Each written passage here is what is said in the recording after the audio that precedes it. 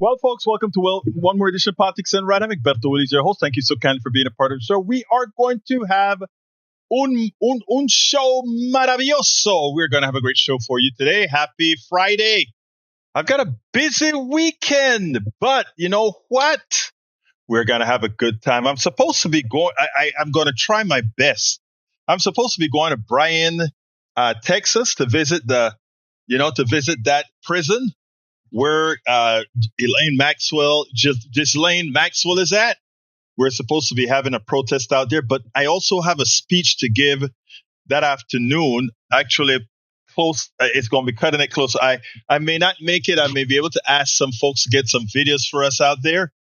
Pretty busy weekend. And then, of course, Sunday, we got a planning meeting for our little Panamanian group. So it's going to be a crazy weekend above and beyond all the blogs that I got to finish up and get done. So, hey, café. Voy a tomar mucho café. Te voy a decir eso. Voy a tomar mucho café. Hey, Vicky. How you doing, Vicky? Great to have you here. Beautiful. Laura, Valerie Irvin, Patrick, Evelyn Hudson, Virginia Rich, Marge, KJ, Joanne. How you doing? De California, we have, of course, Lisa Blair from Atlanta, Georgia, Lee the Bearcat from Austin, Texas, Harry Denson from Missouri City, Texas. We got Le Danube. I love that name. Le Danube. It sounds so French, right? Vicky, I'm going to try to make that. I'm going to have to see how much work I can get done tonight. We'll see. We also have in the house Eric from Kingwood, Atascocita. Michael Rudnan is listening from AFK. Hey, Michael, love having you here. You said you may not make it today. You know I love you, man. Thank you for being here. One of our strong. I wish you had some TikToks for me, but I do have a TikTok for our people that I think is very, very, very, very important. And it talks about the employed. I want you guys to listen. I didn't even cue the damn thing up. What's wrong with me? All right, let's see if I can cue this baby up. Where is it at? I think it's a TikTok. Let's see if my TikTok is up that I can actually do it, because I really want you guys to hear this. This was when I heard this. Welcome aboard, Cheryl Elkins. Love having you here.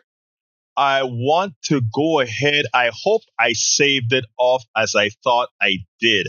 I think I did, but you know what happens when you're doing 20,000 things at the same time. But I think I did, beautiful people. I think I did. Let me see. Voila! I did. Is this the right one that I wanted to do? Yes, and yes. All right. I want you guys to listen to this because this pertains to us all. I need to contact this guy as well, because I love his. It seems like he recently started this particular influencing page. I love what he has to say. So let me, without further ado, get him on, and then we'll take it on the other side. You walk into a room, 7 people sit around a table. A researcher stands at the front, says, "Today we're testing visual perception." He says, "Simple stuff." He shows you 2 cards. On the left, a single line, and on the right, 3 lines labeled A, B, and C. Which line on the right matches the one on the left? Easy. It's line B. A child could see it. The researcher points to the first person. Your answer? Line C. You blink. What? That's not even close. He points to the second person, and you? Line C. Then the third, line C. The fourth, line C. 5th, 6th, 7th person. 7 people, 7 wrong answers. And now he's pointing at you. Well, here's what you don't know. This isn't a vision test. It's a conformity experiment. Those 7 people are actors following a script, giving wrong answers on purpose. You're the only real subject, and the researcher wants to know one thing. Will you trust your eyes, or will you go along with the group? In 1951, almost 75 years ago, psychologist Solomon Asch ran this experiment. He tested it again and again and again, and the results never changed. 75% of people gave the wrong answers at least once. Yeah, they denied what their eyes could see. They went along with the group. Think about that. 3 out of 4 people chose conformity over reality. They chose fitting in over being right. They chose the comfort of agreement over the discomfort of standing alone. This is the employee mindset in its purest form. Go along, don't make waves, trust the group, question your own judgment, and just stay safe. This is what the system trains you to do. From the moment you enter school, you're rewarded for compliance, for raising your hand, for waiting your turn, for giving the answers the teachers wants to hear, not for being right, for going along. The unemployable mindset is the opposite. It's the 25% of us who look at those lines and said, it's B. I don't give a shit what you said. It's B, right? It's trusting your own eyes over the crowd. It's being willing to stand alone when the group is wrong. Now, let me be clear about something. When I say unemployable, most people think I mean someone who can't get a job, someone without skills, someone nobody wants to hire. That's not what I'm talking about. The unemployable mindset means that you're so valuable that nobody can afford to buy your time. You've built something on your own, something that works, something that gives you freedom. You're not unemployable because you lack skills. You're unemployable because, well, trading your time for someone else's vision stopped making sense, right? You're happy, you're free, and that's all you need. Because here's the truth that they don't want you to know. Every major breakthrough in business, art, science, it came from someone who refused to conform. Every fortune was built by someone who saw what others couldn't see. Every revolution started with someone willing to be wrong in the eyes of the group. The employed are trained to seek consensus, okay?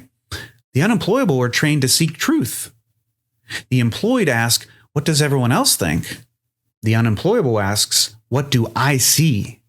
The system needs you to conform. It needs you to doubt yourself when you disagree, to question your judgment when you stand out, to choose the safety of the group over the risk of being right.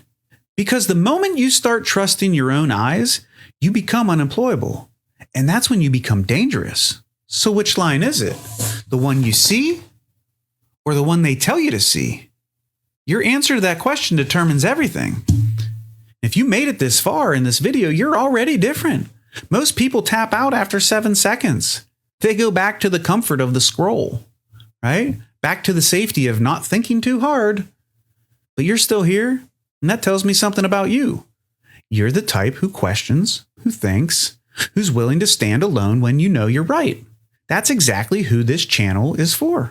This is the content that I'm trying to create, is for people like you. If this resonates, hit follow.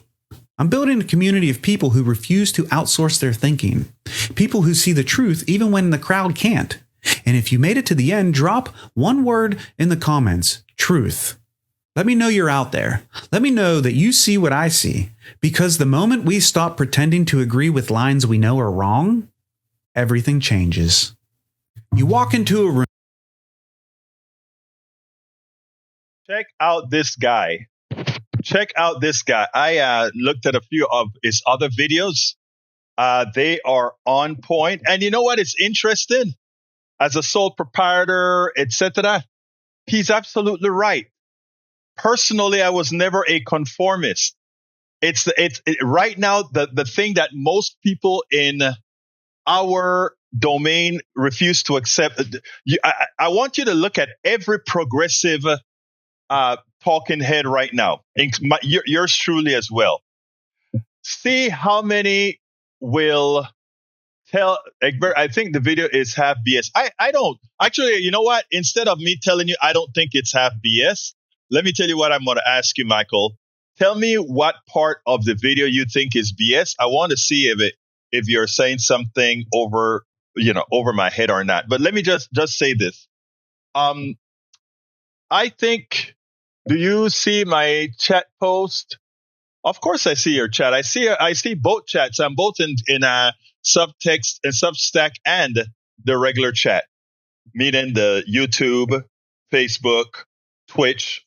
All of those are conglomerated in one area. And then the one that's by itself is Substack, because Substack is not, my particular streamer does not bring Substack messages in, so I have to use a separate one. Anyway, I want you guys to look around for all the other progressive talking heads. See how many of them are willing to tell you the truth about capitalism, as myself, as Dr. Richard Wolff, who also has his own podcast, and others that are willing to go out on a limb, knowing that pointing out realities about capitalism is going to hurt them to some extent, right? Because again, it's a fraudulent economic system. But we can't, I've had progressives pull me aside on Daily Kos. In fact, I just put a piece on capitalism on Daily Kos, and I'm waiting to be attacked on Daily. Yeah, Tom Hartman as well. The only difference with Tom Hartman is Tom Hartman wants to be, that he's my buddy, by the way. We meet all the time. Well, we haven't met in a couple of years at Netroots, but he was here at KPFT recently. But very few want to just come out and tell you frankly about it, because you kind of get attacked for it, and people are so indoctrinated into it, it affects you. But to get the change started, you have to have those who are willing to put things out. All right, let me see what Michael had to say, because when Michael talks about certain things, I like to hear his point of view. He says, I'll repeat my 4 comments as one. Initial thoughts: excellent video, other than the idea behind unemployable. That nonconformist and the ones being described as unemployable are one and the same. When listening more, this is a video that's meant to get something out of their viewers. Nonconformist video trying to get everyone to conform.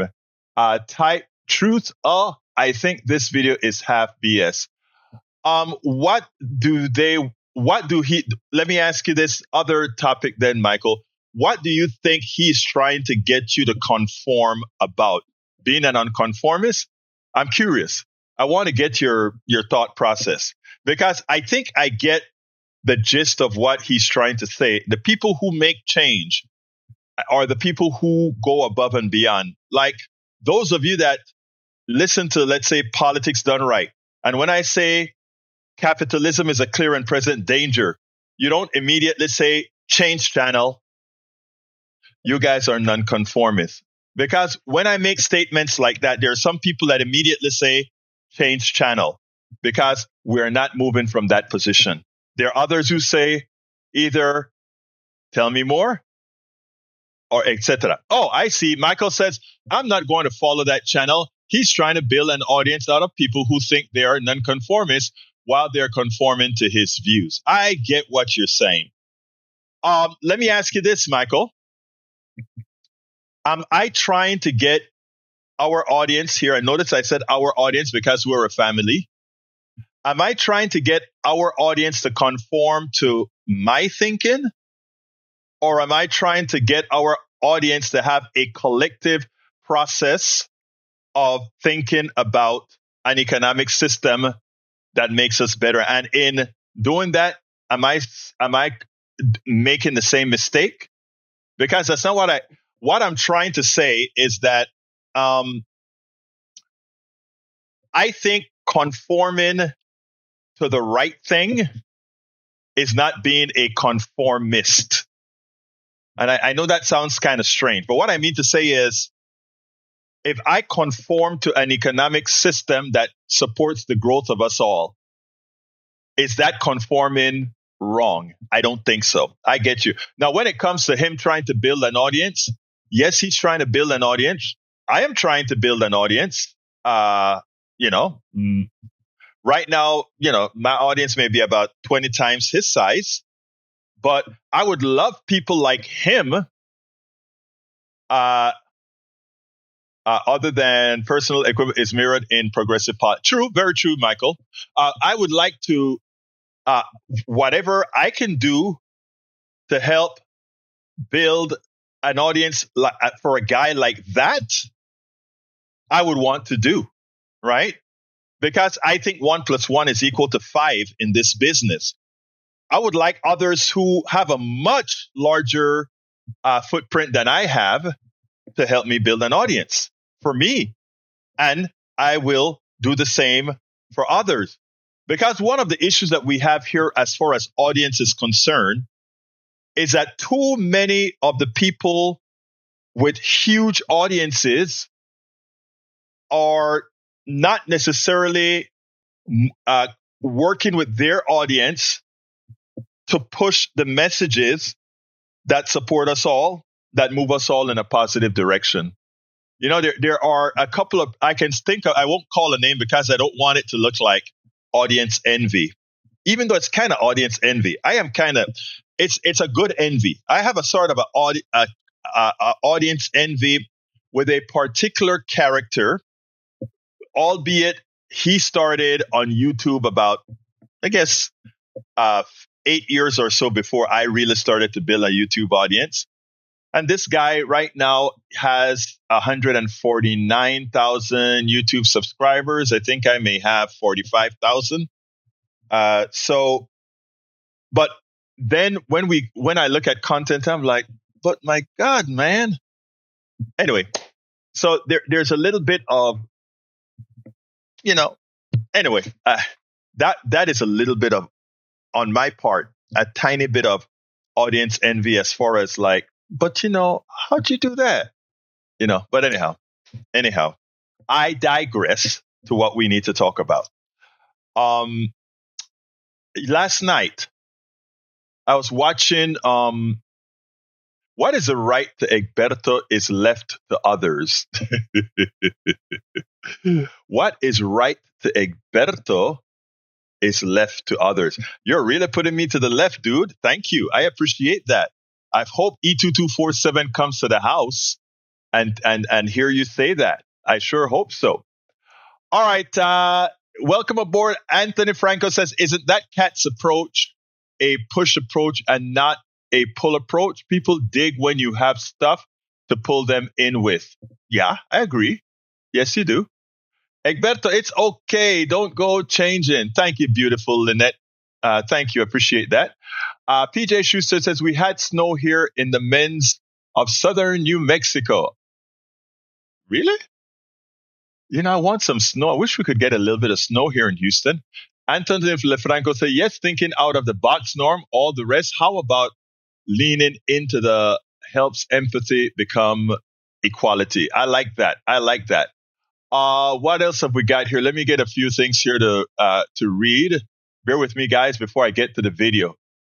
Just want to acknowledge our people that are leaving messages in the chat. Have a good weekend at the prison protest.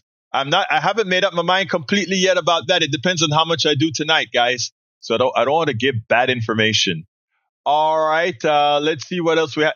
Even if I don't go, Vicky is in the chat room right now, and I know she's going to get some damn good videos if I don't make it. Right, Vicky? Please tell me you will. Please tell me you will. I love you. All right. Let's see what else we got here. Scrolling down. I got that, Michael. I got that one spoken. Let's see. Carfox says the Young Turks don't like American capitalism and corporate news media. Yeah, I mean, I know I've spoken to him a few times.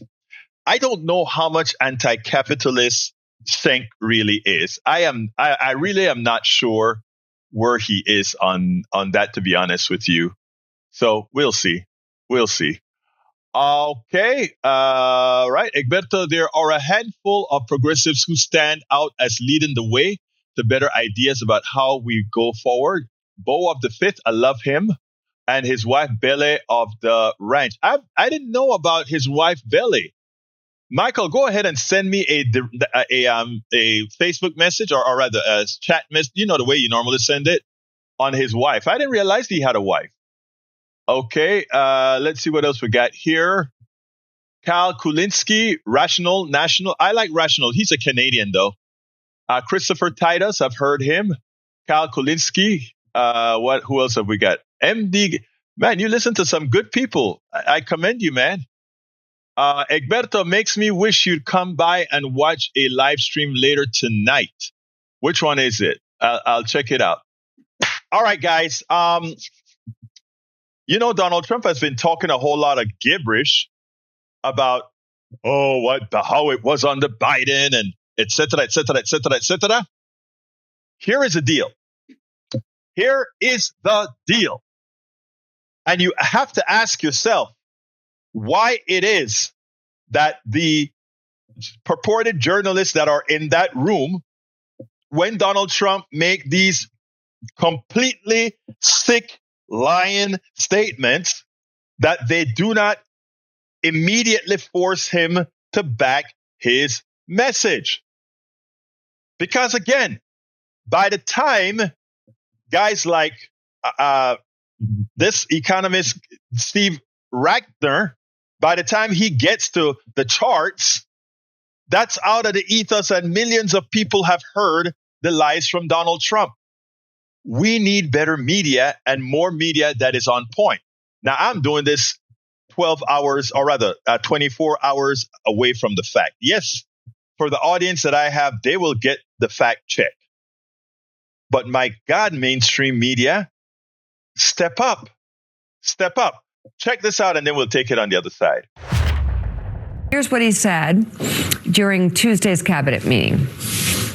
I inherited the worst inflation in history. There was no affordability. Nobody could afford anything. Since last January, we've stopped inflation in its tracks. He just plucked things out of the air that had no basis in reality. So let's start with inflation. It did hit 9% during COVID, and it was pretty destabilizing for a lot of people, appropriately. But it's nothing like what we went through back in the 70s after the first oil embargo, which pushed inflation up to close to 12%, and then the second one, which pushed it up to 14%. These are obviously much, much larger numbers. We even had higher inflation coming out of World War II. And so the idea that inflation is the worst in history is absurd. And we're going to be giving back refunds out of the tariffs because we've taken in literally trillions of dollars. And we're going to be giving a nice dividend to the people in addition to reducing debt. You won't even have income tax to pay because the money we're taking in is so great. The word affordability is a con job by the Democrats. Let's just before we get to tariffs, let's just put a quick pin in inflation because Trump also said something pretty amazing. He said we stopped inflation in its tracks. Well, that's not really true. He had heard inflation at 3%, as I said. It had come way, way down. It did go down a bit more in the early Trump years, but then it went right back up to 3%. So inflation, in fact, has not decreased at all under Trump, and it's certainly not stopped in its tracks. Now we have tariffs. So let's talk about that. Trump said this. He said we're going to give back these refunds. We're going to give people a nice dividend. You won't even have income tax to pay because the money we're taking in is so great. What are the facts? The facts are that they collected $80 billion of tariff revenue in the previous fiscal year. This would be before Trump, very early into Trump. And then in the current year, which started in January, $259 billion of tariff revenue. But look at what the size of income tax revenues are. $2.5 trillion of income tax revenue. There's no way you can replace that with that. So that's ridiculous. Then he said we're going to reduce the debt. Well, we're running a deficit of 1.8 trillion with a T dollars every year. You're not going to reduce the debt if you're adding to the debt a couple $1 trillion a year. Let's take a look at the next chart. Affordability. So you heard him say that it's a con job by the Democrats. That is certainly contrary to what everybody thinks, including most Republicans. But again, let's look at what happened and what is happening now. So yes, we had COVID. Inflation peaked at 9%, as I said. These are the three income groups, top income group, second and third. All of them lost a lot of ground. Their wages did not keep up with inflation, so their standard of living went down. Then inflation drops to 3%, and still you see 2 out of the 3 income groups losing ground, the middle and the upper income groups, maybe not the upper one that we care the most about, but they were losing ground too. And lower incomes, basically staying flat. They never recovered all of what they lost back here. Then Trump comes in, and here's the amazing thing, and it's only the first year of his term, but in fact, higher incomes are now doing better. opposite of what we saw earlier, lower incomes are still losing ground. So the idea that when you see people lose this much purchasing power over this long a period of time, that we don't have an affordability crisis is completely fictitious. Obamacare was made to make the insurance companies rich. Their stocks have gone up 1,000% in a short period of time. Have reduced drug prices by 500, 600, 700, 800, 900%, depending on the drug. This is going to come as news to the drug companies because they don't think their stocks have gone up 1,000%, nor does anybody else for that matter. And he said a short period of time. I don't know what he means by a short period of time, but if you look at the last 5 years, for example, United Healthcare and Elevance are the two largest participants in the Obamacare insurance markets, and they do a lot of other things, and so it's not completely a pure analysis, but it's definitely directionally right. So their stock prices and the graphed against the S&P, which is in black here, you can see what happened. They did do well for a while, but now their stocks have gone all the way down here. Their stocks are about 25% above where they were 5 years ago. The S&P is up 100%, a little bit over 100% from where it was 5 years ago. So the stocks have barely done anything compared to the broader market. So that's just not true. But now let's look at his math skills. Most of us took 6th grade and 7th grade math. He says we're going to reduce drug prices by these huge numbers of percents. Let's just do basic math here. If you have a $60 drug and you get a 50% price cut in that drug, it costs, and I won't ask Lemire, but I'm sure he knows, $30. If you get a if you have a $60 drug and they cut the price by 100%, it's free, right? 100% reduction in price goes to free. If you have a $60 drug again, and it goes down by 200%, what happens? They give you the drug for free. They pay you $60 to take the drug. So obviously, the idea that drug prices can go down by these amounts is ridiculous. The price of something simply cannot go down by more than 100%. This is 6th grade math. Yeah. This is 6th grade math. This is 6th grade math. You know, Donald Trump makes it quite obvious that one need not be smart to be a billionaire, something that we've discussed many a times. All you need to be a billionaire is to be an effective parasite. That's all. That's the only requirement to be a billionaire, to be an effective parasite. A person who knows how to live off the backs of others and let everybody else do the real things, the real work that needs to be done. Understand that, my brothers and my sisters.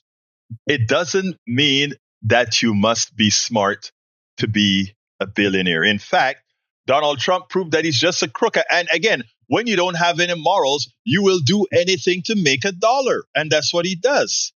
Look at what he's doing with crypto. Let me just tell you guys to be sure. Crypto is a fraud. E-money is a fraud. You may say, well, the E-money is just as fictitious as the paper dollar, in which case you would say, yes, but the paper dollar is backed by the faith of the government of the United States, which means with the military power, with the resources that the country has, etc., it does have some sort of a back end. But let me tell you something that wouldn't surprise me at all. I don't know how many of you know the back end of how ledgers are kept for first of all, let's forget about crypto as they talk about it, but for these types of e-monies. But there is a technology called blockchain that keep ledgers updated as far as the value of your particular, e-money. What is e-money called? You know what? So coin, there's Bitcoin is the one. Bitcoin is, they have these ledgers that are updated on thousands of computers around the country using a technology called I just called it out, right? And the thing about it is, what nobody has figured out, right? Nobody has figured out what happens if in that technology, in that software, right, there is a bug in the blockchain technology, what happens? What happens? I write software. I can tell you when there's something based on nothing, what happens? Okay. Thank you for the link, brother. What happens if there is a bug in the blockchain and people's stuff start disappearing? What happens then? Right? Because remember, there's no backup or anything like that. So that's what we're saying. You're not here. Do you lie? You're not at Politics Done Right to get breaking news. That is not what you're going to get here. What you're going to get here is an angle to the news many a times that you don't get on the mainstream. Whether you want it, I mean, you have become one of my, you're my brother, but you become a good antagonist. I don't know why. Maybe it's because you don't like that I call Medicare Advantage a fraud, which it is, but that's okay. But anyhow, here's the thing, folks. Here's the thing. We have to come to the realization that our entire economic system, including what you see Donald Trump does, etc., just shows you not only how tenuous it is, but also how corrupt and based on little it is. And for those, the difference between poverty and a lot has little to do with absolute intelligence and not. Because one of the dumbest people we have in this country is the President of the United States. Yet, he was able, given his parasitic behavior, to do what he's done. But anyway, last night, Ex-MAGA, I want to play this one from last night because I think it's pretty important. And the commentary that I have after it, I hope some of you would listen to. Check this out. I wrote a piece on Thanksgiving talking about not necessarily being thankful for what Thanksgiving, the mythology of Thanksgiving, but actually loving Thanksgiving for giving thanks. And one of the issues I brought up in that piece was that one of the things that I'm thankful for is that America is starting to wake up. America is starting to wake up. And, I know a whole lot of people who have quietly left MAGA. They won't quite come out explicitly and tell you, but you can see their enchantment has faded.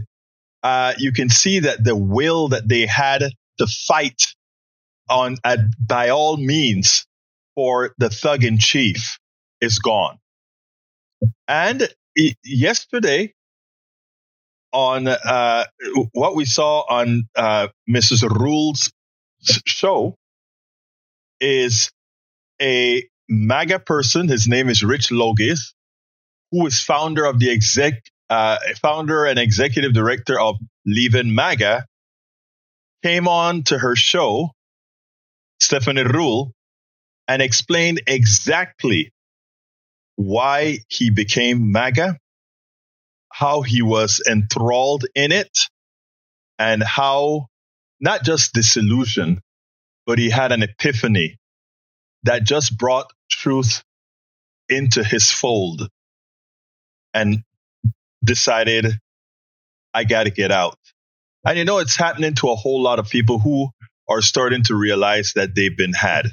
Listen to Rich Logis, and then we'll take it on the other side.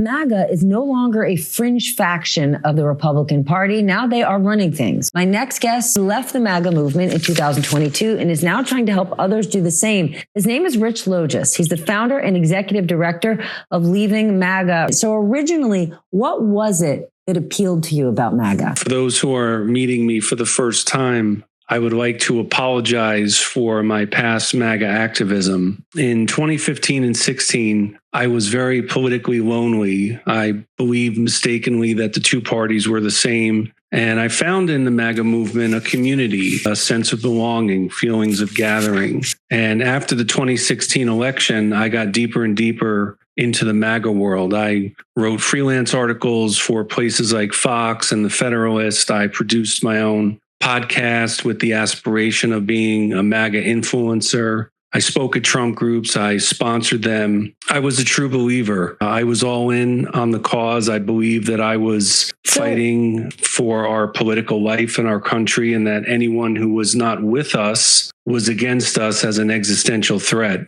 And MAGA was exciting. When did that change? To paraphrase Ernest Hemingway, my epiphany happened gradually and then suddenly all at once. MAGA was exhilarating until it was not. And there were numerous factors that led to my eventual leaving of MAGA. There was the president's mismanagement of COVID. There was January 6th. There were the stolen election lies. There was my governor, Ron DeSantis, platforming COVID anti-vaxxers at his pressers. And then there was the final straw for me, which was on May 24th, 2022, which was the day of the Uvalde, Texas school shooting. And it was shortly thereafter, on August 30th of 2022, when I published a mea culpa and I made my renunciation of MAGA official. And I apologized in that article that I wrote to all of those I may have hurt with my words, deeds, and rhetoric. And at the time, I didn't believe that anyone would actually care about my leaving, but it turned out that people did, especially friends and family of those still in the thrall of MAGA. Well, you say there's a lot of trauma within MAGA's base. What do you mean by that? What did you see? What I came to realize after leaving MAGA is that the movement is buttressed by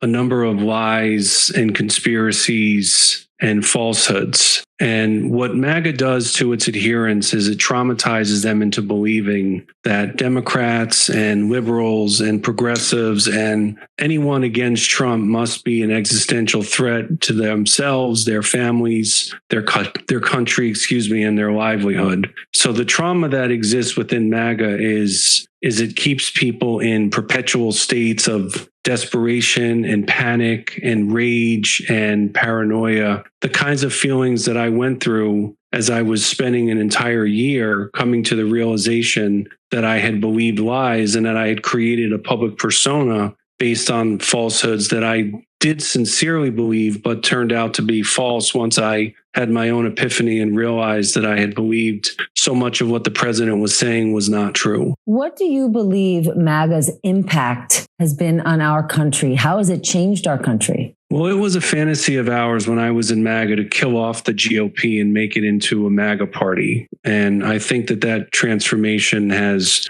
been achieved. And unfortunately, MAGA, I believe, has traumatized every square inch of the country. But I also think that there is some good news, Stephanie, to all of this. I believe that the president knows that there are cracks and chasms that are widening within the base. I think that partly explains his particularly unhinged behavior that we've seen him exhibit recently. So I do believe that there are some who right now quietly have left MAGA, that there are others who are quietly having doubts. And I would encourage everyone who's watching to visit our website at leavingmaga.org and read all the testimonials of people who, like me, left, who decided that they no longer wanted to buy into all of the mythologies of MAGA and realize that as part of what Donald Trump has done, his toxic superpower, as I said last year, is lying. And I think for those who are experiencing doubts right now and questioning their beliefs, I think they're at a point where they've reached their own red line and line of demarcation and are asking themselves, if Donald Trump is lying about one or two issues, what else is it that he might be lying about? Yes. So he's been out, I guess, 2 years and change now, and he's doing good work. Remember, one of the things that we preach here all of the times, give people a place to land. Give those who were caught up in MAGA, those people who, for whatever reason, there are a lot of reasons, some not too nice. But, in order to get the major changes that we need in this country economically, in order to defeat an economic system that is decimating everybody, whether you call yourself MAGA or otherwise, that economic system is going to require all of us to be a part of to fix. So we don't have time to sit back and hold grudges. I've said before, yes, those who have done wrong, those who have done the worst wrong, have got to atone. But those who were simply gullible, we have to give folks a place to land. We must give people a place to land, not for them, but for all of us, so that we can get the changes that need to be made. It's not going to take 50% plus one. It's going to take us all. All of our country's problems. Yes, it's going to take us all. It's not 50% plus one. Now, you have those, like I have constantly said, that are immutable. We try, but we just have to let them fail on their own. We have a couple here in in our combined chat. The honest truth of it is I really feel sorry for them. They're so much they're completely down the rabbit hole. I mean, I really feel sorry for them, but at least they're here. That's all I got to say. At least they're here. But my God, poor things. I feel sorry for them. I feel sorry for their families, because many a times the families of these guys, it's usually mostly guys, are much more informed than they are and know better, and just sit down. In fact, sometimes some of these people I get like, my dad this or my grandpa this or whatever. And how did he get that way? Again, a lot of times, unfortunately, it has a lot to do with prejudice, racism, sexism, and all the isms for their own inadequacies. But again, we should still leave the door open for them, even as we feel sorry for them. But anyhow, anyway, folks, this is what is the word that I want to say? Let's one of the people that know very little just said, "Can you name a socialist economic policy that actually worked by itself?" I don't know what you're really talking about. All I can say is the types of policies we like that have very good social policies are countries that have social policies. Many of the Scandinavian countries, I repeat that ad nauseum. And we are so rich, America as a country itself, that we could go far and beyond what many folks in the Scandinavian countries do. But again, that's for another day for somebody who actually wants to learn something, I guess. All right. Today, at noon, I wanted to go ahead and get a little workout in for the day. The one thing that I have to do is, like I said, I'm 16 hours basically in front of this computer, and I try to get some sort of a workout at least 3 times a week. I try to get 4 a week, but I know 6 times a week. Now, here's the thing. Today I turned on Netflix, and there was a program called, it was called Buy Now. Let me make sure that I get it right. I want to make sure that this weekend, some of you would watch it. I think it's called Buy Now. Watch Buy Now, the shopping conspiracy. Those of you who have Netflix, please understand what capitalism does. And this wasn't a movie on capitalism at all. But I am sure that if you guys watch that Netflix documentary, again, it's called Buy Now, it's going to be shocking. Please do watch the program. All right, the last subject of the day that I want to cover, and by the way, you can give me a call at the phones are open, 281-823-7747, 281-823-7747. I tell you what, I'm going to play a little video because there's this call that I have got to take, and then I'll stop it. You know, I wrote a piece on Thanksgiving talking about not necessarily being thankful for what Thanksgiving, the mythology of Thanksgiving, but actually it was a fluke. It was a fluke. I'm waiting at a particular call, and this one was a fluke. But thank you anyway. Anyway, folks, a call-in number. And thank you, Denuve. Appreciate you. I appreciate you. The call-in number is 281-823-7747, and I'm going to also put it in the Substack chat. Harry Denson said, Egberto, like you stated, you just know the prejudice, the racism and sexism and transgenderism and homosexualism, and any of the isms is a mental disorder. It is. These people have a mental problem, a genuine mental problem. And you won't harm, kick, and disparage somebody with a disability. You wouldn't. No, but again, you know, MAGA does that. Remember what the president did about the reporter? Remember that? So, yeah. But anyhow, the other subject that we need to cover, and I need to get to my thing here and put it out here. As outrage grows, let me move this to the screen because I want you guys to check this out. Para ver dónde lo voy a poner, aquí mismo. Outrage grows as Trump administration quietly weighs new tax windfall for the biggest corporations. Here we're running a huge budget deficits. We're cutting healthcare. We're cutting all these things that help people. And we're talking about a tax cut again. But before I get there, I want to talk about what P.J. Schuster said because it's very important. Republicans talk a lot about how Obamacare is broken. Look, Obamacare isn't the best way to set up healthcare at all, but it's much better than we had before. And Republicans have systematically broken it. And let's give an example. And P.J. Schuster nails it. That's why I stopped what I was doing to point it out. She says, let me see if I can get her first comment before I go to that one. Maybe I can. All right. Okay, let's just go ahead and read her big comment here. It says, then they really ruined it when they challenged the individual mandate that everyone not on employer-provided insurance had to carry the ACA. They took it all the way to the SCOTUS and got it cut out.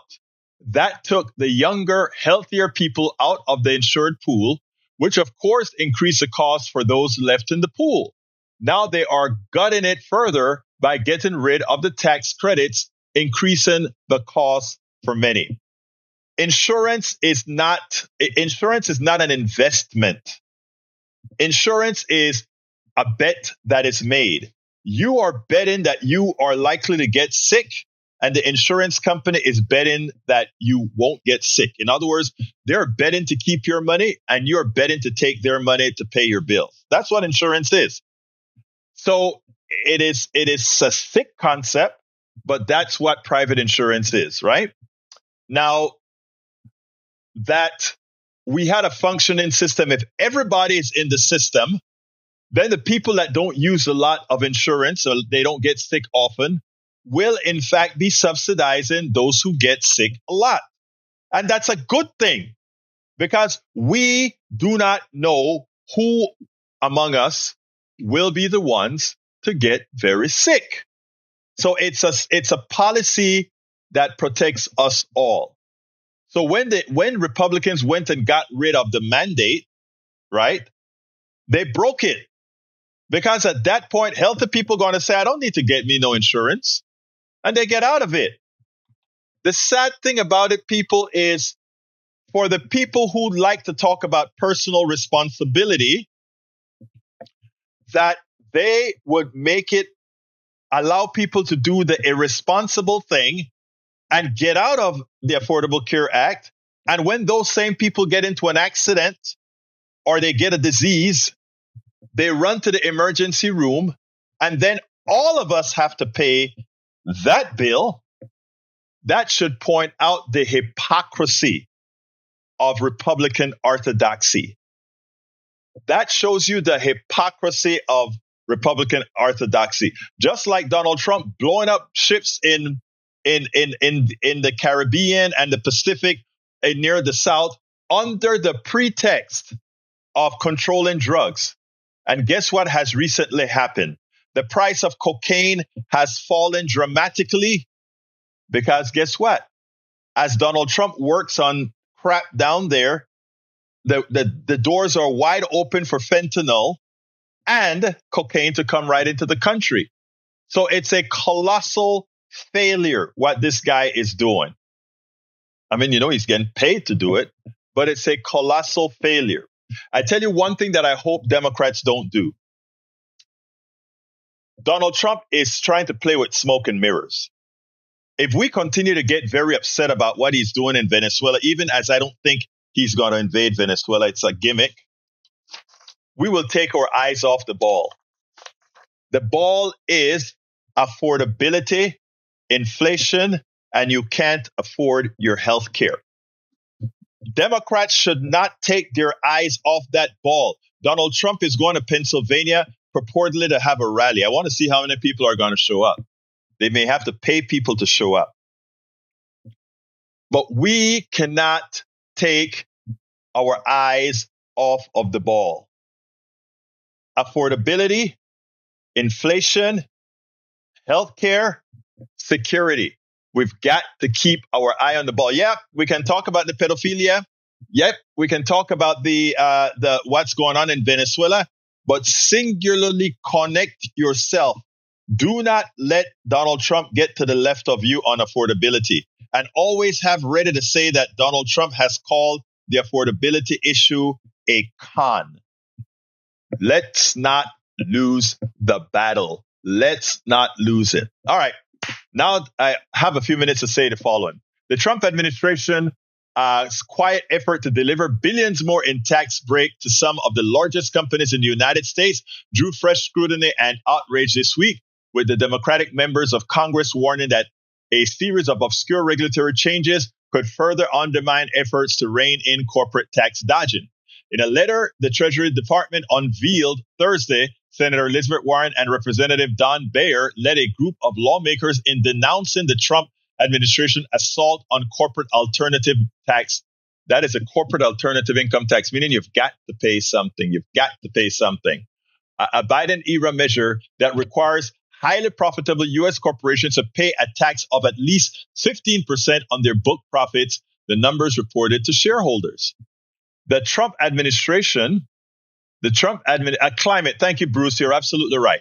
The Trump administration has consistently chipped away at the CAMT to further corporate interests. The lawmakers wrote, pointing to the rules issued in recent months exempting many corporations from the tax. But these massive giveaways apparently aren't enough for billionaire corporations and their lobbyists, which are trying to further undermine CAM. The Democratic lawmakers, who are joined by Bernie Sanders, specifically warned against an ongoing corporate push for a carve-out to a research and experiment tax break, including in the Trump GOP budget law enacted over the summer. Corporations supported the R&E, the research and engineering tax break, but as Wall Street Journal reported last month, the giveaway is driving some companies' regular taxes down so far that they are pushed into CAM. In other words, all these tax break they're getting is so high that now they qualify for the corporate adjusted minimum tax, because we've reduced your taxes by so much. And what do they do to not pay even that tax? Even that tax? Get rid of the corporate adjusted minimum tax. Deficit spending. So we cut taxes for corporations that are rich. Healthcare disaster. Our friend says her healthcare bill monthly. I think that's what Lynette said. Lynette says her monthly payment for healthcare, $2,300. Did I get that right, Lynette? $2,300 a month because she's no longer going to receive the subsidies. Am I quoting that correctly, Lynette? No, you don't have to send me a picture. I believe you. Actually, you know what? Lynette, actually, I am going to make Lynette, send me an email. I want to do a little something with you because you are something that we need to. Stories are very important. Drop me a line in Lynette, info@politicsdoneright.com. I want to talk to you. Wow. That's ridiculous. That is ridiculous. Yeah, and scan that stuff and send it to me. Protect your important numbers, Lynette. But scan that and send it to me. Or take a picture of it and send it to me. Wow, that's terrible. Whoa, it's 4:00. Time flies when you're having fun. Maintain privacy. Yeah, that's what I just told her, Bruce. That's what I just told her. But thank you for giving that remembrance. All right, folks, we're out of time. I want to say to please support the program. Remember, it's not just this radio show and the 6:00 in the morning radio show. It is also all the articles that we write. It's also all the websites that we go to. It's also the protest. It's all the things that we do here. Please support the channel. Please support the platform. We cannot exist without your support. You are the one who make all of this possible. If you go to politicsdoneright.com/newsletter, all I'm asking you to do is become paid subscribers of our newsletter. If you have the wherewithal to do so, it's a coffee. It's a coffee. So if you have the wherewithal to do so, if you believe in what we're doing, believe in the changes that I've dedicated my life to, actually, there's no turning back. Please support the program, support what we're doing. politicsdoneright.com/newsletter. politicsdoneright.com/newsletter. I want to read what Lynette had to say before I go, though. She says, hope everyone has a good weekend. Listen to the music. I think it's another one that I want. I'm sorry, that's completely unaffordable. Yeah, that is completely unaffordable. Completely. So, Lynette, drop me a line so we can have a conversation. If you don't mind, put in your number in there because I want to actually talk to you to see if we can arrange a little quick something to do here. Let's see. Is there anything else I need to say before I go? Support the program, politicsdoneright.com/newsletter. If you want to talk to me directly, info@politicsdoneright.com. Love you all. My name is Egberto Willies. This is Politics Done Right. And you guys know how I end this baby. I am what? Out! All of our country's problems, from polarization to ignorance on domestic and international issues to a complete misunderstanding of our economic and healthcare systems, are a direct result of a derelict mainstream media that too often bend over backwards to support corporate or bought politicians' wants as opposed to the people's needs for real information to make their lives better. Independent media is the only solution to inform truthfully and factually. Why? Because our loyalties are to you, the ones who fund us with small dollar contributions and subscriptions. Please consider supporting our independent media platforms by subscribing to our Egberto Off the Record newsletter at politicsdoneright.com/newsletter. Again, that is politicsdoneright.com/newsletter. It's an investment that pays incalculable dividends.